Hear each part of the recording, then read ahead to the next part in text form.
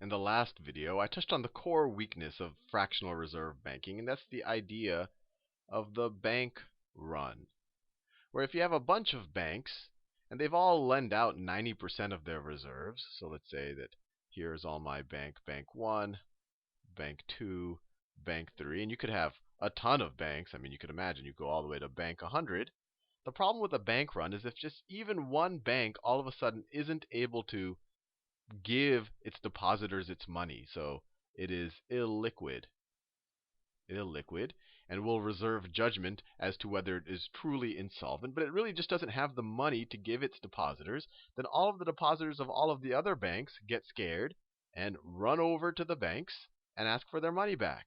And by definition, in a fractional reserve banking system, these guys only have 10% of their deposits as reserves. 10% reserves.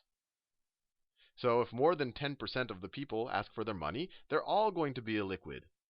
You're all going to be illiquid. And then you're going to have just an all-out panic. You're going to have an all-out panic of the financial system. People, as soon as any of these guys' loans come due, so let me draw one of their balance sheets. Let's assume that they were actually good investors, which is a big assumption. But let's say that their balance sheets look like this. Here's all of the deposits that they owe to people, to me and you. That's their liabilities. They have 10% of their assets as actual currency reserves. Looks like that. That's the reserves right there. And then the rest is loans out to businesses and whatever else. They're loans out to random businesses. So these are loans. And that's an asset because businesses owe them something. Then what's going to happen? As soon as there's a panic, everyone wants their money out. The reserves are depleted very quickly. So you have the reserves. Let me see if I can. You have the reserves get depleted very quickly. And then these guys sit there waiting for their money. Essentially, it shuts down the bank. As soon as these loans mature, maybe this guy owed his money in a year, then they're going to say, just give me the money back. I'm not going to renew the loan even though you have a good business. And so everyone's going to want their money back, and the whole financial system's going to break down, and credit is going to freeze. Panic, and then you're going to have a freezing of credit. Freezing of credit. And this is a huge problem. And remember, this could be just caused by one bad actor who couldn't manage their liquidity properly. Even worse, it could be caused just by one panicky withdrawer. There doesn't even have to be a bad actor. It could just be some fear that enters the system, and even for a completely legitimate bank, and I'll use legitimate in quotation because we're assuming legitimate, because some would debate whether fractional reserve banking is legitimate. But even if this is a completely up and up bank, if for whatever reason more than 10% of their deposits get scared, then all of a sudden they'll be illiquid and you'll be in this all-out panic condition. Now, I talked in the last video some of the things that have been engineered to fix this problem. So these are the fixes. The first one is to have a banker of last resort, a lender of last resort. Lender of last resort. And that's our central bank, or the Federal Reserve Bank. The Federal Reserve Bank. And they'll never run out of reserves because these reserves can be borrowed from them. And all these are IOUs from the Federal Reserve. So what the Federal Reserve does, and I've talked about this in the past, is let's say that their balance sheet currently looks like this. Let's say that this is their current liabilities. These are their current assets. And their current liabilities are essentially going to be IOUs. These are going to be these reserve notes. But let's say someone else comes and says, hey, Federal Reserve, lend me some money. Lend me some money. So what they're going to do is that they're going to print some. So these are Federal Reserve notes. Federal Reserve notes that are like that. And then they're going to just create an offsetting liability. And they have no reserve limits. Let me make it in a new color just to ease the monotony. So they'll have this corresponding notes outstanding liability, and then they're going to give those notes to you. They're going to give those notes to the bank that's in a desperate situation if it couldn't borrow from any other bank. And so the Federal Reserve balance sheet will now look like this. This is what it would look like before. It has these new notes outstanding. And now this will say, instead of Federal Reserve notes in in its vaults, it'll now have this little thing on its books called loan to the bank. Loan to this guy right here, which is an asset because he owes him something. And there's no limit to which the Federal Reserve could do this. Obviously, there might be some kind of implicit limits. If they keep doing this arbitrarily, people might not accept these Federal Reserve notes as actually carrying value. So that's probably the main limiting concern, and I'll probably talk more in future videos on other things that are kind of keeping the Federal Reserve from just doing this willy-nilly. But the general idea is that they never run out. So this is one idea, lender of last resort. But not even the Federal Reserve wants to keep doing this, because what if this guy is essentially insolvent? If these loans are actually going bad, if these loans are actually getting stinky right here, they're starting to smell, then there's no reason that even the central bank should actually be lending to this guy. He shouldn't be lending to this guy. So let's say the Federal Reserve looks at this guy's books and say, you know what? These loans are really worthless. I'm not going to lend more money to you. What I'm going to do is take you into receivership. And I haven't even talked about what that is. That's the second fix. The second fix is to have this notion of insurance, of deposit insurance. Deposit insurance. So if a bank has a liquidity problem, it's a good bank, and I'll put good in quotation marks. It's a good bank. It just ran out of reserves, and no other bank is willing to lend to it, which you might debate whether it's even a good bank if the other banks aren't willing to lend to it.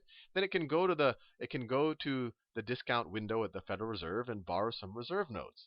Now, in the situation where even that's not good enough and the bank is essentially out of business, it had been paying the FDIC a little bit of money, the Federal Deposit Insurance Corporation,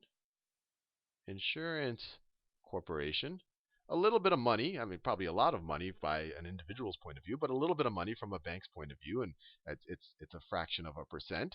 A little bit of money every year so that it could tell its depositors, look, even in the situation that our bank goes bust, the Federal Reserve is going to pay you directly. If these are FDIC bank accounts, the Federal Reserve will make you whole completely, regardless of what happens to the banks.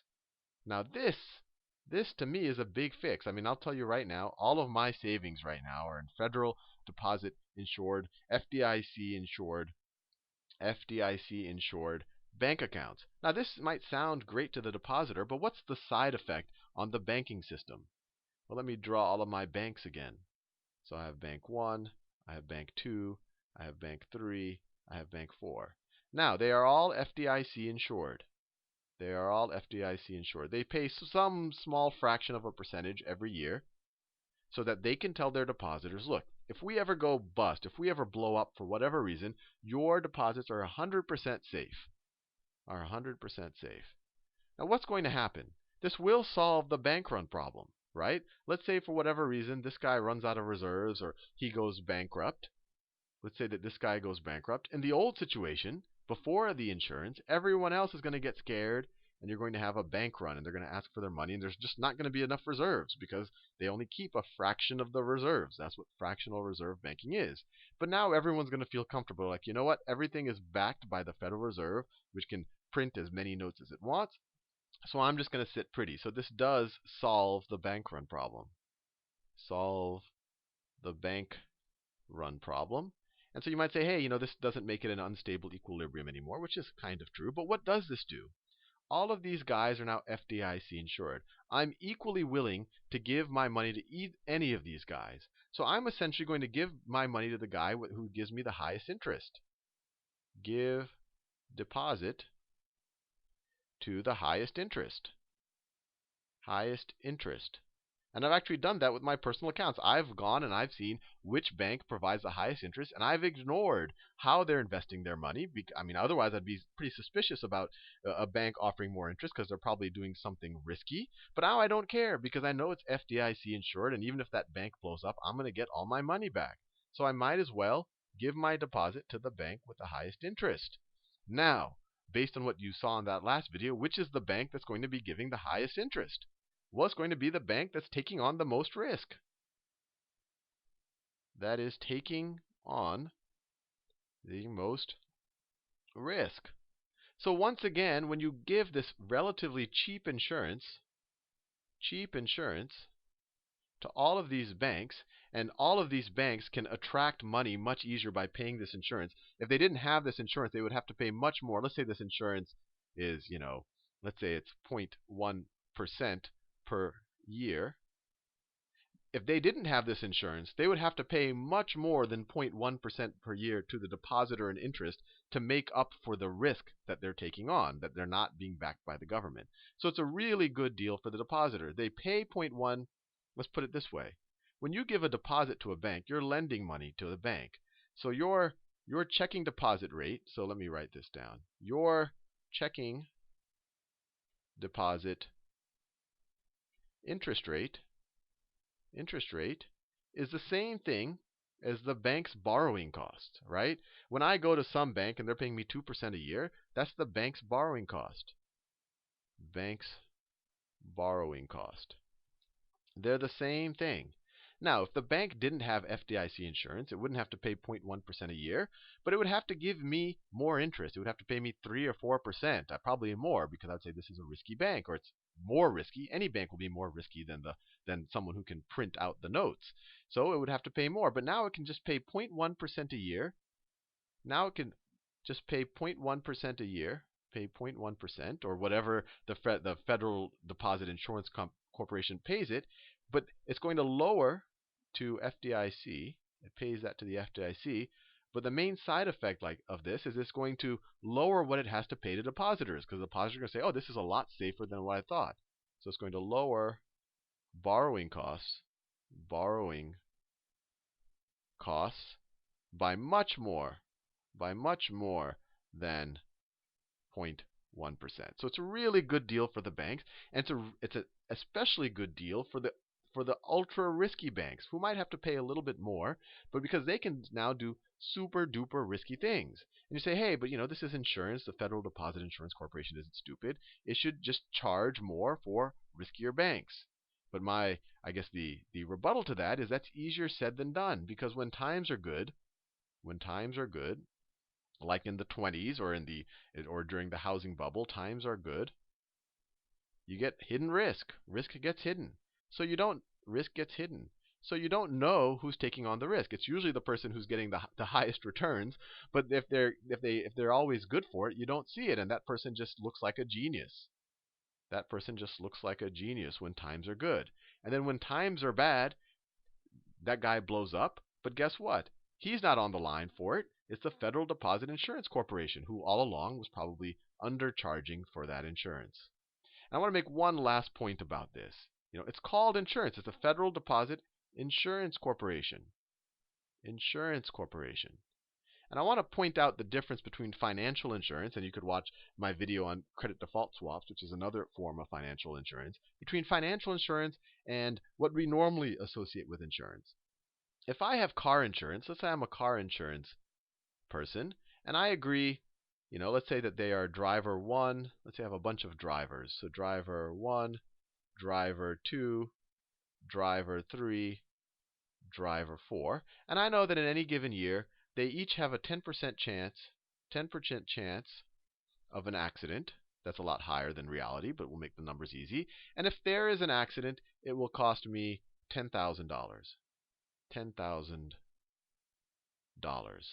So I could go to driver 1 and say, look, there's a 10% chance you're going to have an accident. It would cost $10,000 if you do. So I'm going to charge you, the fair price would be $1,000. I'll charge you $1,100. So I'll charge $1,100 just so I can make a little bit of a profit, right? What you would charge is $1,000 if you wanted to break even, but I'll charge $1,100, and I might do this more than just 4 drivers. I might do it with 4,000 drivers. So on average, in any given year, let's say I have 1 million drivers. 1 million drivers.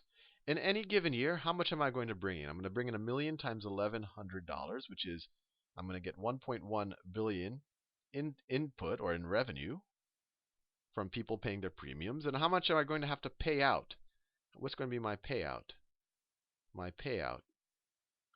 Well, roughly 10%, if you believe these statistics, are going to have an accident. So that means that 100,000 are going to have an accident. Each of those 100,000 accidents are going to cost me $10,000. 10,000 times 100,000. I'm going to have to pay out $1 billion for the accidents. So I will net every year, if my statistics, if my actuaries did their job, I will net $100 million every year. And this works out pretty good, assuming these statistics are right and people are willing to pay the premium. Because if you have enough drivers, like 1 million drivers, the statistics really hold. In any given year, the chance of 20% of the drivers having an accident is very, very, very, almost infinitesimally small. It's almost zero. And one driver having an accident doesn't make it more or less likely that another driver will have an accident when you're talking about on the order of 1 million drivers. And that's true of health insurance and everything else. It's just purely probabilistic, and if you have enough people insured, the statistics can actually hold up. Now, with financial insurance, you have a different situation. You might say, look, in any given year, on average, on average, so on an average year, the FDIC might say, look, only, I don't know, one out of 1,000 banks fail. So there's a 0.1% chance of failure. And of course, it'll capture back some money because it'll have some assets on average.